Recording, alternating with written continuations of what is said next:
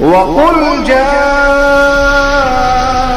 الْحَقُّ وَزَهَقَ الْبَاطِلُ إِنَّ الْبَاطِلَ كَانَ زَهُوقًا۔ الحمد للہ رب العالمین والصلاة والسلام علی رسولہ الامین، اما بعد۔ سامعین، مروجہ تبلیغی جماعت کے سعدی مسلک کے سربراہ سعد کاندلوی حفیظنا اللہ منہ کا ایک ویڈیو بیان گردش میں ہے۔ اس میں وہ کہہ رہے ہیں کہ مولانا محمد الیاس کاندلوی صاحب کے ملفوظات پڑھا کرو، پتہ چلے گا کہ دوسروں کو دعوت دینا اور کام کی طرف بلانا کتنا اہم ہے۔ فرماتے تھے کہ اگر کوئی شخص نفل نماز میں مشغول ہے اور کوئی نیا آدمی آ جائے اور مسجد سے واپس جانے لگے منہ دھو کر، پانی پی کر، استنجا کر کے، اور یہ پھر بھی نماز میں مشغول ہے، اس کو چاہیے کہ نفل نماز توڑ دے، نماز توڑ کر اس آنے والے سے ملاقات کرے۔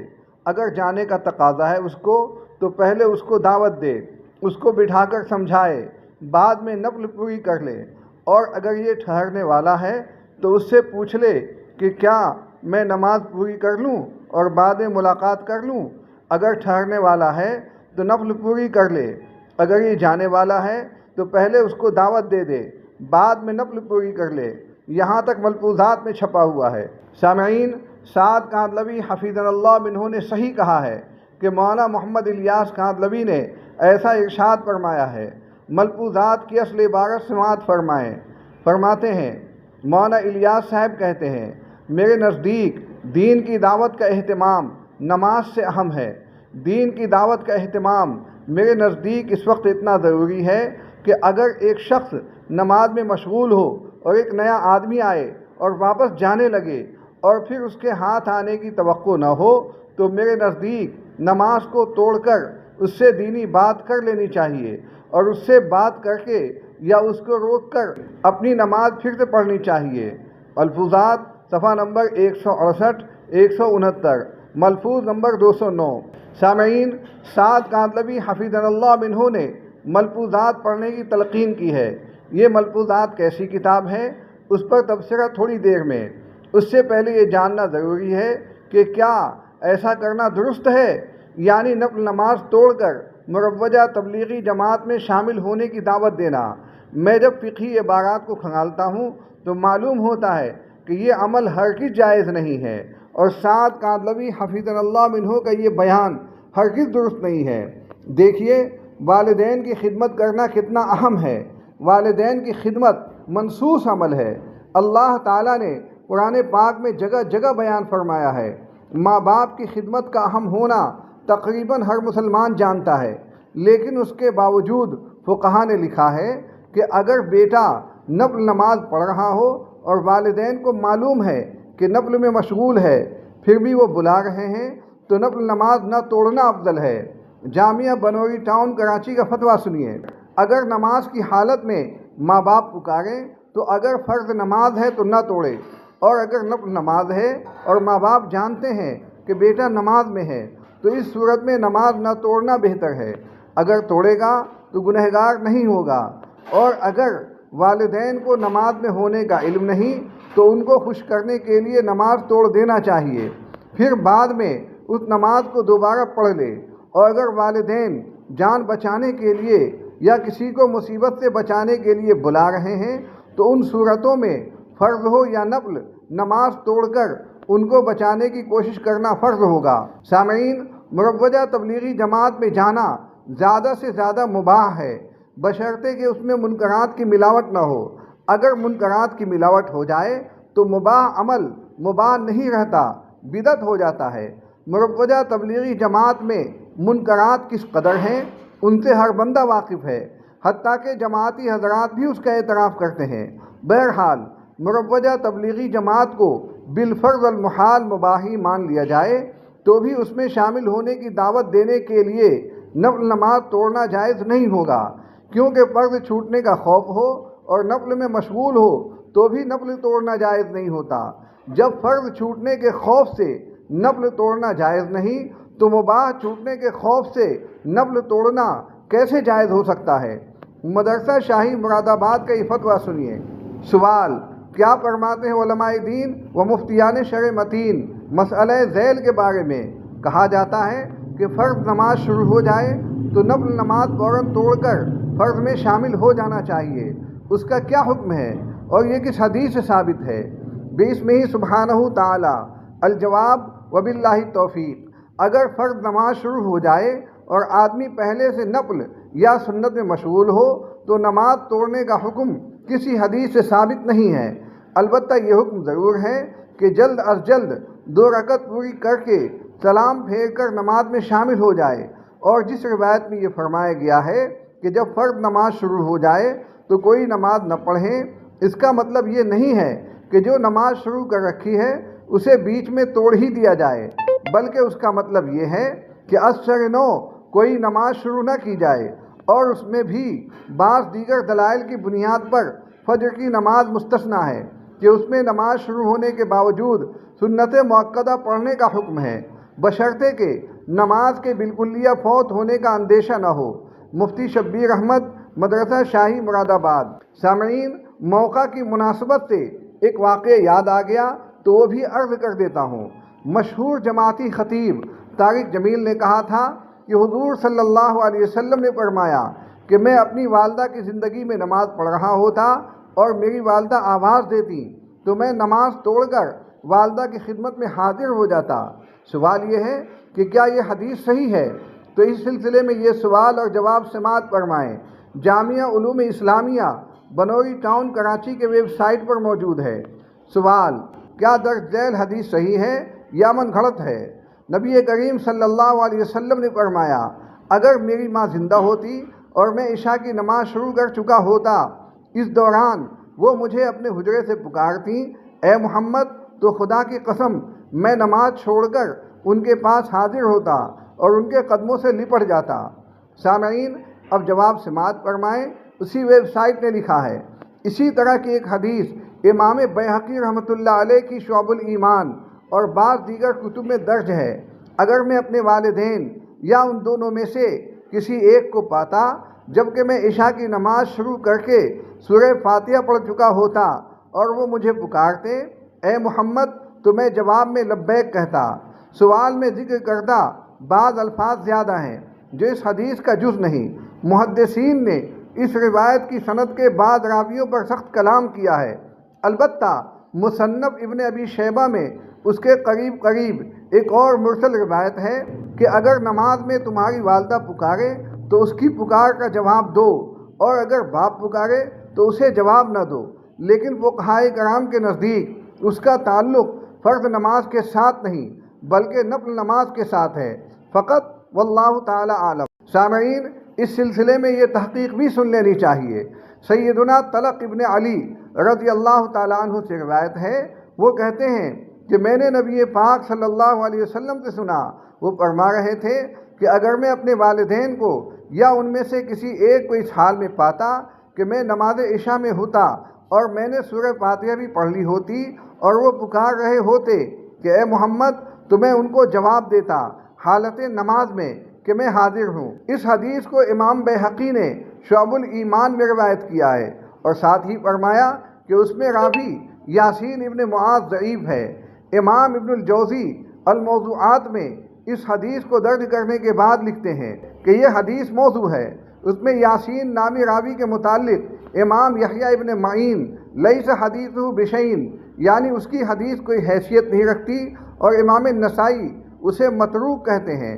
امام ابن حبان فرماتے ہیں کہ یہ یعنی یاسین ابن معاذ ثقہ راویوں کی طرف نسبت کر کے موضوع روایات بیان کرتے تھے۔ یہ معضل روایت کو ثقہ راویوں سے بیان کر دیتے تھے ثبوت کے طور پر، اور ان کے حجت پکڑنا جائز نہیں ہے۔ سامعین، یہ تو گفتگو تھی اس سلسلے میں کہ مباح یا فرض عمل کے لیے نفل نماز توڑنا جائز ہے یا نہیں۔ اب آئیے دوسرے سوال کی جانب۔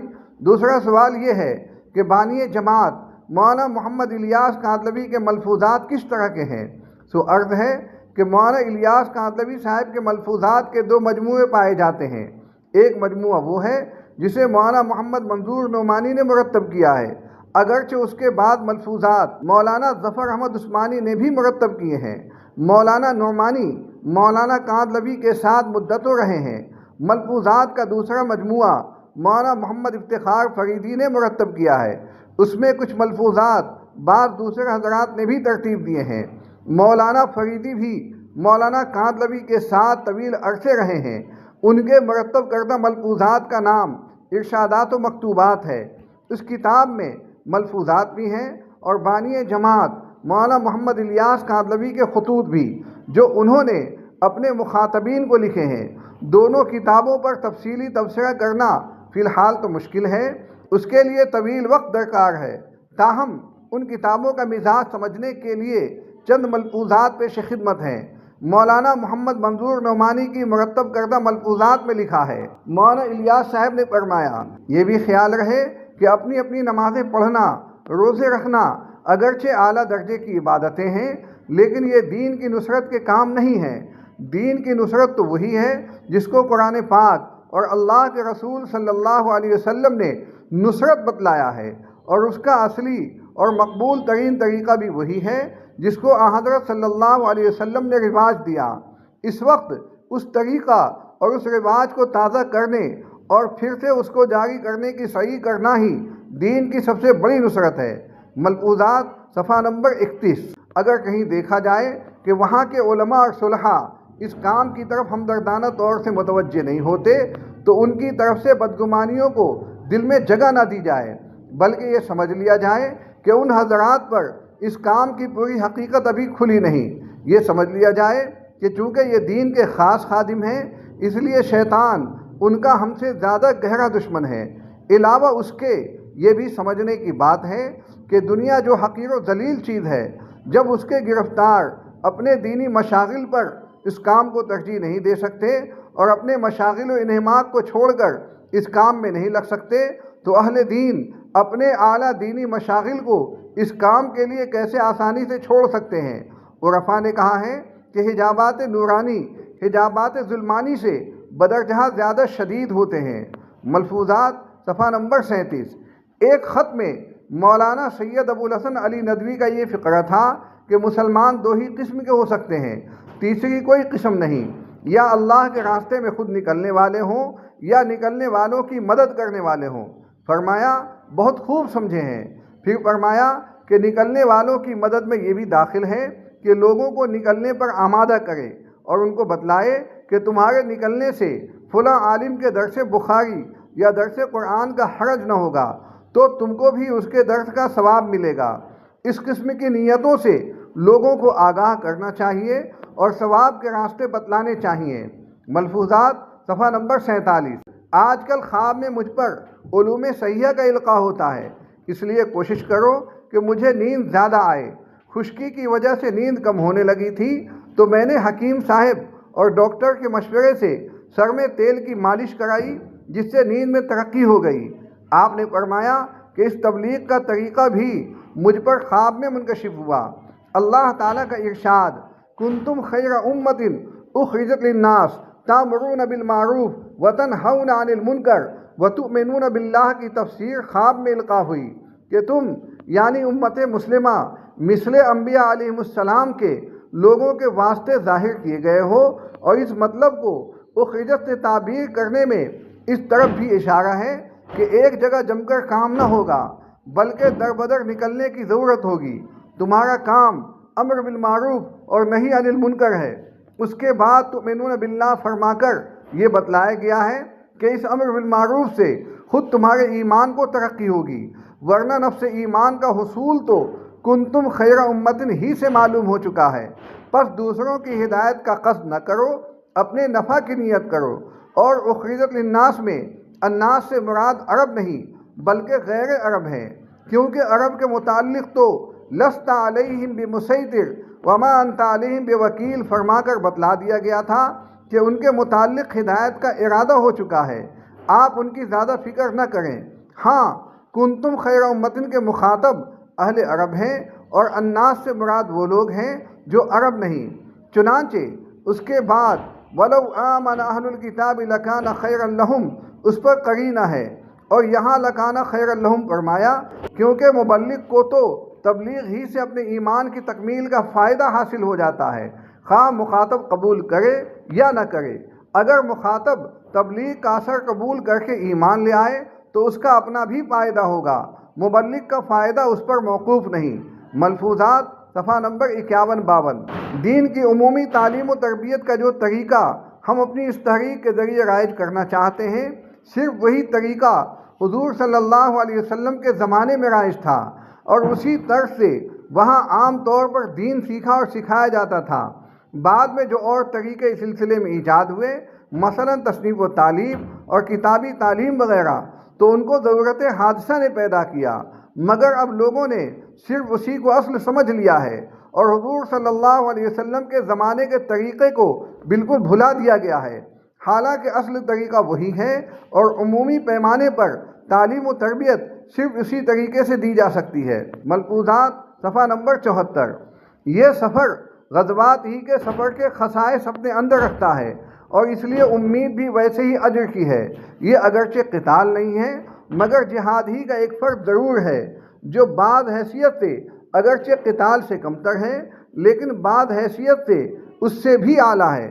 مثلا قتال میں شفائے غیظ اور اطفاء شعلہ غضب کی صورت بھی ہے، اور یہاں اللہ کے لیے صرف قدم غیظ ہے، اور اس کے دین کے لیے لوگوں کے قدموں میں پڑ کے اور ان کی منتیں خوشامدیں کر کے بس ذلیل ہونا ہے۔ یہ تحریک در حقیقت اپنے بہت بڑے درجے کی ریاضت ہے، افسوس لوگ اس کی حقیقت کو سمجھتے نہیں۔ ملفوظات صفحہ نمبر 78۔ یہ بھی اچھی طرح ان کے ذہن نشین کرا دیا جائے کہ جس وقت ان کے کچھ رفقا واپسی کا ارادہ کرنے لگے اور ان کی دیکھا دیکھی ان کے دلوں میں بھی واپسی کی خواہشیں پیدا ہونے لگے، تو ایسے وقت میں اپنی خواہش پر نہ چلنے اور ہمت و عزیمت کے ساتھ کام میں لگے رہنے کا اجر بے حد و حساب ہے، اور ان واپس نہ ہونے والے اصحاب عزیمت کی مثال ان مجاہدین فی سبیل اللہ کی سی ہے جو ایسے وقت میں میدان جہاد میں ڈٹے رہیں جبکہ ان کے دائیں بائیں کے لوگ بھاگ کھڑے ہوئے ہوں۔ ملفوظات صفحہ نمبر 79۔ مہا عمل تو تبلیغ ہے، اس سے بچے ہوئے وقتوں میں علم و ذکر میں مشغول رہو۔ ارشادات صفحہ نمبر 68۔ بے طلبوں کو طلب دلانا یہ تو ہے تبلیغ، اور طالبوں کو رغبت دلانا یہ ہے علم۔ ارشادات صفحہ نمبر 75۔ تبلیغ ہے بے طلبوں میں اور تعلیم ہے طالبوں کے لیے۔ تبلیغ ہے فرض، ہر ایک مسلمان کا فرض عین ہے۔ ارشادات صفحہ نمبر 82۔ سامعین، یہ وہ ملفوظات ہیں جن سے اہل علم متفق نہیں ہو سکتے۔ یہ تو میں نے چند ہی باتیں 2 کتابوں سے نقل کی ہیں، اس طرح کے ارشادات دونوں کتابوں میں بکثرت مل جائیں گے۔ بانی جماعت مولانا الیاس کاندلوی کے خطوط میں تو ایسی باتیں بہت زیادہ ہیں جن سے علماء امت متفق نہیں ہو سکتے، لہذا سعد کاندلوی حفظہ اللہ منہ کا یہ کہنا کہ مروجہ تبلیغی جماعت میں جانے کی دعوت دینے کے لیے نفل نماز توڑ دی جائے گی بالکل غلط ہے۔ اسی طرح مولانا محمد الیاس کاندلوی کے ملفوظات کو پڑھنے کی دعوت دینا بھی درست نہیں ہے۔ اللہ تعالیٰ امت مسلمہ کے حال پر رحم فرمائے اور ہر طرح کی بدعت و خرافات سے بچائے۔ وآخر دعوانا ان الحمد للہ رب العالمین۔